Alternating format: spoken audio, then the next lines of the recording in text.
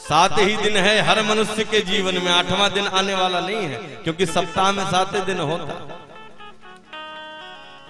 तो सुखदेव बाबा कहते हैं राजन, जिसे पता हो कि हमें 7 दिन में मरना है, तो वैसे तो मनुष्य के पास टाइम नहीं है।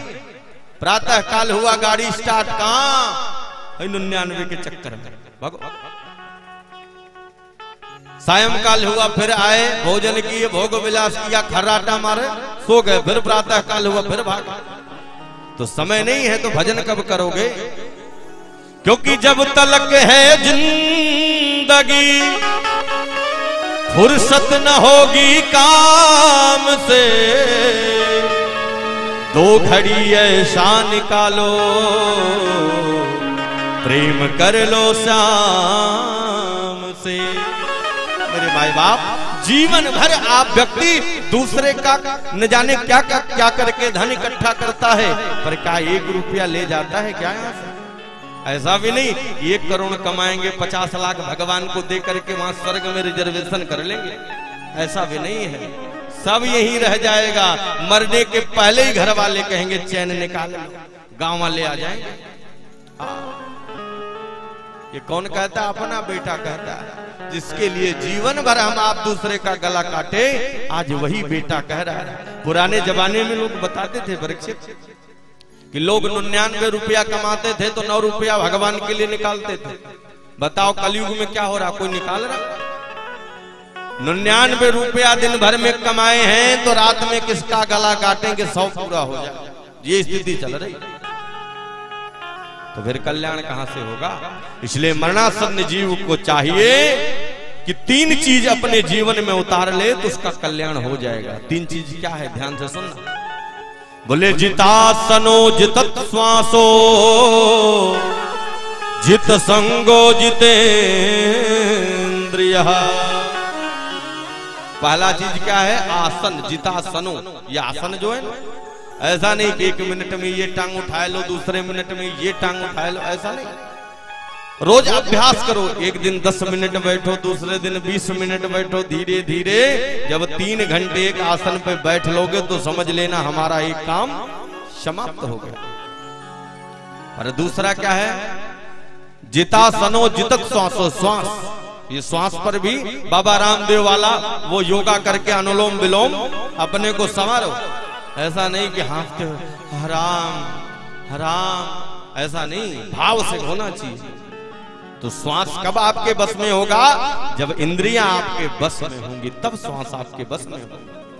तीसरा चीज, और ये 2 चीज तो आप कर लोगे, पर तीसरा बड़े बड़े महात्मा नहीं कर पाए।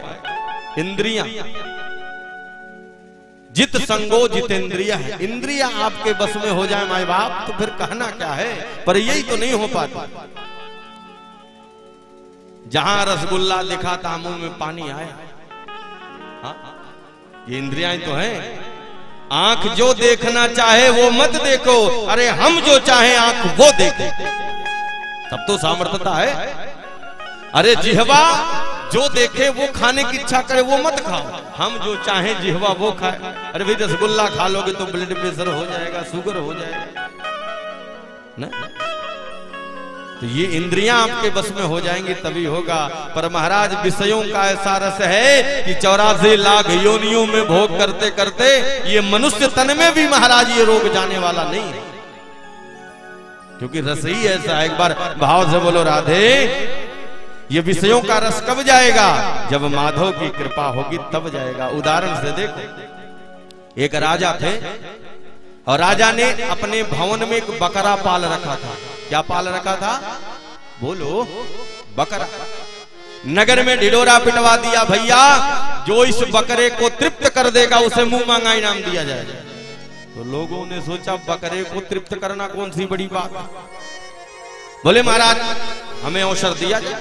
राजा बोले ले जाओ। तो नगरवासी ले गए बकरे को सुंदर घास की खेत में बढ़िया रस्सी में बांध करके लपेट दिया। दिन भर बकरा चरा, सुंदर हरी भरी घास। सायंकाल नगरवासी लेकर के आए, महाराज बकरा एकदम तृप्त है। राजा ने कहा तुम्हारे कहने से थोड़ी मानेंगे भाई, हम भी निरीक्षण करेंगे, परीक्षण करेंगे। तो राजा अपने सिंहासन से हरी भरी घास लेकर के हाथ फेरते जैसे ही बकरे के सामने किए तो बकरा कितना भी खाया रहे पर मुंह जरूर मारेगा। वहीं बगल में एक संत खड़े थे, संत समझ गए ओ रोग बढ़ गया, इलाज करना पड़ेगा। बोले महाराज एक अवसर हमें दिया जाए। बोले ले जाओ। संत बकरे को ले गए, सुंदर घास के खेत में महाराज बांध दिया और 3 हाथ का डंडा लेकर के खड़े हैं।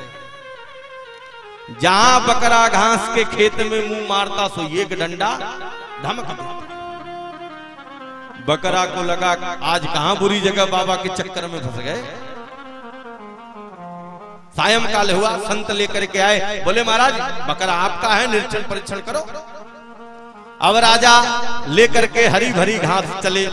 अब बकरा के मुंह में तो पानी आ रहा पर पीछे देखा से बाबा डंडा लिए खड़े। बेटा घबराना मत, तो ये डंडा क्या है?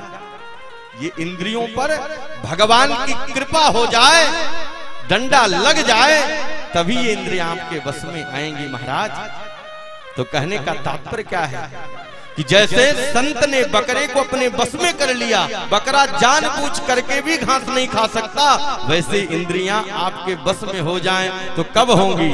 बोले देखना इंद्रियों के न घोड़े भगे, इन पे हरदम ही संयम के कोड़े लगे।